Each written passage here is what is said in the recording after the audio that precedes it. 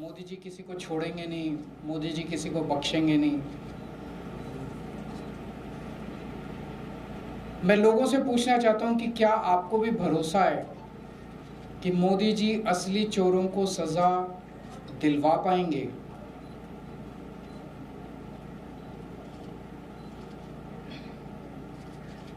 मैं ये नहीं कह सकता, मेरे पास इस बात का कोई सबूत नहीं है कि पैसा मोदी जी तक पहुंचा।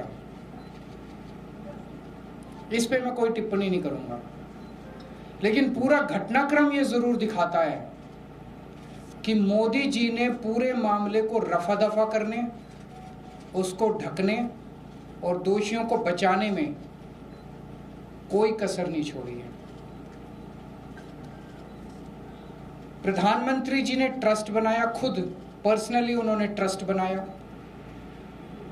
एक एक व्यक्ति जो इस ट्रस्ट के अंदर है वो प्रधानमंत्री जी ने खुद चुना। प्रधानमंत्री जी के अपने लोग हैं इस ट्रस्ट के अंदर। चंपत राय प्रधानमंत्री जी के बहुत खास माने जाते हैं। चंपत राय को श्री राम मंदिर का जनरल सेक्रेटरी और सर्वे सर्वा सब कुछ चंपत राय थे इस मंदिर में। सर्वे सर्वा बनाया वो मोदी जी ने बनाया, उनका अपना आदमी माना जाता है चंपत राय। अब जमीन घोटाले से शुरू करते हैं। उन 2021 में जमीनों के खूब घोटाले हुए वहां पे। एक मामला जो खूब चर्चा में आया, खूब अखबारों में चला, एक पाठक परिवार है जिसने 2 करोड़ की जमीन इनकी पार्टी के एक व्यक्ति को बेची और 10 मिनट में उस व्यक्ति ने वही जमीन 18 करोड़ रुपए की मंदिर ट्रस्ट को बेच दी। 10 मिनट के अंदर 2 करोड़ की जमीन 18 करोड़ की हो गई। मैं पूछना चाहता हूं प्रधानमंत्री जी, आपको इसको पता है? आपको इसका पता नहीं चला? पूरी दुनिया को पता था, सारे अखबारों में छपा था, आपको इसका पता नहीं चला? इसी तरह से एक 3 करोड़ की जमीन 24 करोड़ में ट्रस्ट को बेच दी गई। प्रधानमंत्री जी, आपको इसका पता नहीं चला? 9 करोड़ की जमीन 55 करोड़ में बेच दी गई, आपको पता नहीं चला? टोटल 14 करोड़ की जमीन 95 करोड़ में मंदिर ट्रस्ट ने खरीदी, आपको पता नहीं चला इसका?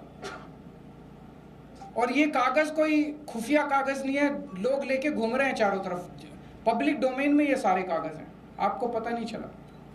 मंदिर निर्माण में इंजीनियर्स का ये आरोप है कि हमसे 40% कमीशन मांगा जाता था। 40% टेंडरों पे कमीशन मांगा जाता था। प्रधानमंत्री जी, आपको इसका पता नहीं चला? 40 दिन में 70 बार सीसीटीवी कैमरों के अंदर चोरी पकड़ी गई, आपको पता नहीं चला? 8 महीने की सीसीटीवी की फुटेज डिलीट कर दी गई, प्रधानमंत्री जी, आपको पता नहीं चला? इतनी चोरी इतने लंबे समय तक चली, प्रधानमंत्री जी, आपको इसका पता नहीं चला? उस ट्रस्ट के अंदर केंद्र सरकार का एक होम डिपार्टमेंट का अधिकारी भी मौजूद था, उसके बावजूद भी आपको पता नहीं चला? प्रधानमंत्री जी, इस देश के हर बूथ के ऊपर कौन वोटर किस पार्टी का है, किसका नाम एसआईआर में कटवाना है और किसका नाम जुड़वाना है, यहां तक आपको पता है। और अगर आप कहें कि आपको इस चोरी का पता नहीं चला, तो ये तो हम मानने को तैयार नहीं है। आपको इस चोरी का पता था। सूत्रों से मुझे पता चला है कि आईबी ने कम से कम 12 रिपोर्ट प्रधानमंत्री को सौंपी है, जिसमें उन्होंने बताया कि किस तरह से कंस्ट्रक्शन में, जमीनों में और चढ़ावे के अंदर बहुत बड़े स्तर के ऊपर राम मंदिर के अंदर चोरी हो रही है। तो पता तो चला, आपको सब कुछ पता था, लेकिन आप धृतराष्ट्र की तरह चुप रहे, आंखों पे पट्टी बांधे रहे। और जब सर से पानी ऊपर चला गया और जब मजबूरी हो गई, बहुत ज्यादा मुद्दा उठने लग गया, तो आपने लोगों की आंखों में धूल झोंकने के लिए एक एसआईटी बना दी। एसआईटी, बिना एफआईआर की एसआईटी बन कैसे सकती है? तब तक एफआईआर ही नहीं हुई थी। बिना एफआईआर की एसआईटी बन ही नहीं सकती। आपने एक एसआईटी बना दी धूल झोंकने के लिए, लोगों की आंखों में धूल झोंकने के लिए। उसी दिन देश के लोगों को पता चल गया था जब आपने एसआईटी बनाई थी कि प्रधानमंत्री जी लीपापोती कर रहे हैं, प्रधानमंत्री जी असली गुनहगारों को बचाने की कोशिश कर रहे हैं। और फिर आपने एक फर्जी एफआईआर की। फर्जी एफआईआर में 8 छोटे छोटे लोगों को पकड़ के जेल में डाल दिया। उसमें भी उन 8 छोटे छोटे लोगों को भी पुलिस कस्टडी नहीं दिलवाई गई, सीधे जुडिशियल कस्टडी। पुलिस ने कस्टडी मांगी ही नहीं। किसी भी चोरी के मामले में पुलिस कहती है कि हमें पूछताछ करनी है, हमें चोर से पूछना है कि माल कहाँ है, किसके कहने से चोरी की, कोई मास्टरमाइंड तो नहीं है, टोटल कितनी चोरी की, कुछ नहीं। पुलिस ने कोई पूछताछ नहीं की उन 8 लोगों से। पुलिस कस्टडी नहीं ली गई उनकी। उनको एश्योरेंस दिया गया चिंता ना करो, 2-4 दिन में बेल करा देंगे तुम्हारी। ये चल क्या रहा है प्रधानमंत्री जी? संजय सिंह जब हमारे जमीनों के घोटाले के कागज लेके एसआईटी के पास गए तो एसआईटी ने जो कहा वो चौंकाने वाला था।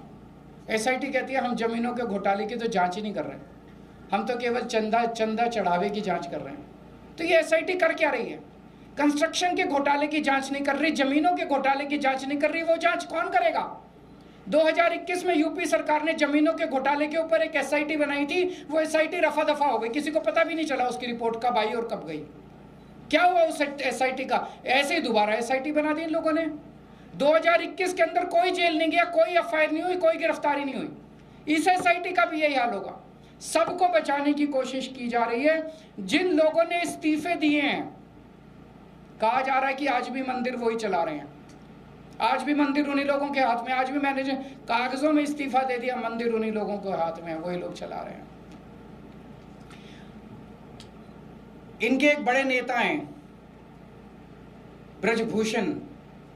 अभी मैं सोशल मीडिया में उनका स्टेटमेंट देख रहा था। ब्रजभूषण का कहना है अगर मैंने मुंह खोला तो बहुत बड़े बड़े नाम आएंगे और मेरे को खतरा है। ऐसे कौन से नाम है जिससे ब्रजभूषण को भी बोलने में डर लग रहा है? बाबा बागेश्वर धाम का मैंने स्टेटमेंट सुना, उन्होंने कहा बहुत बड़े बड़े लोग शामिल हैं, अगर मेरे ऊपर आंच आ सकती है अगर मैंने मुंह खोला तो। इतने देश के ताकतवर और इतने बड़े लोग नाम लेने से डर रहे हैं। तो इसका मतलब ये 8 लोग जिनको गिरफ्तार किए तो आंख में धूल झोंक रहे हैं, असली लोग तो कोई और है। जिनको पकड़ा गया वो तो सिर्फ प्यादे हैं। तो मैं प्रधानमंत्री जी से पूछना चाहता हूँ, प्रधानमंत्री जी, इस देश की जनता जानना चाहती है कि आप किसको बचा रहे हो और क्यों बचा रहे हो और आपकी क्या मजबूरी है?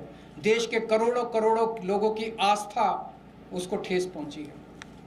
अगर आप लोगों के कोई 1-2 प्रश्न है तो। सर, लवकुश है, उसके घर पे बुलडोजर एक्शन हो सकता है, एक नोटिस भी जारी करा है उसकी पत्नी को, लवकुश आरोपी है। वो एक आरोपी होगा, लेकिन उससे बहुत बड़े बड़े लोग शामिल हैं, बहुत बड़े बड़े लोग शामिल हैं। सबके साथ सभी का क्यों नहीं? योगी जी तो कहते हैं मैं बुलडोजर मैन हूँ, तो जितने चंदा चोर हैं उनके घर पे बुलडोजर क्यों नहीं चल रहा? सर, इस मामले में आज तक जो भी कोई बात करे सब घूम के चंपत राय तक ही आके सीमित हो जा रहा है। क्या लग रहा है कि उससे ऊपर मंत्री या एग्जैक्टली तो बात ऊपर तक है, बात केवल चंपत राय की नहीं है। अभी तो चंपत राय को ही बचाया जा रहा है, लेकिन बात उसके बहुत ऊपर तक है, बात केवल चंपत राय तक नहीं है। तो चंपत राय को इसलिए बचाया जा रहा है। चंपत राय को क्यों बचाया जा रहा है? एक बड़ा प्रश्न ये उठता है, चंपत राय को क्यों बचाया जा रहा है? इन लोगों को लगता है कि अगर चंपत राय ने मुंह खोल दिया तो बड़ी मुश्किल हो जाएगी। Thank you. सर, क्या आप चाहेंगे ईडी इस मामले की जांच करे, क्योंकि इस तरह के मामलों में विपक्ष के राज्यों में खासतौर पे ईडी का एक्शन देखने को मिला है। देखिए, ईडी भी इन्हीं की है, सीबीआई भी इन्हीं के घर की है सारी एजेंसीज। जब प्रधानमंत्री खुद सबको बचाने में लगी हुई है तो क्या ईडी और क्या सीबीआई?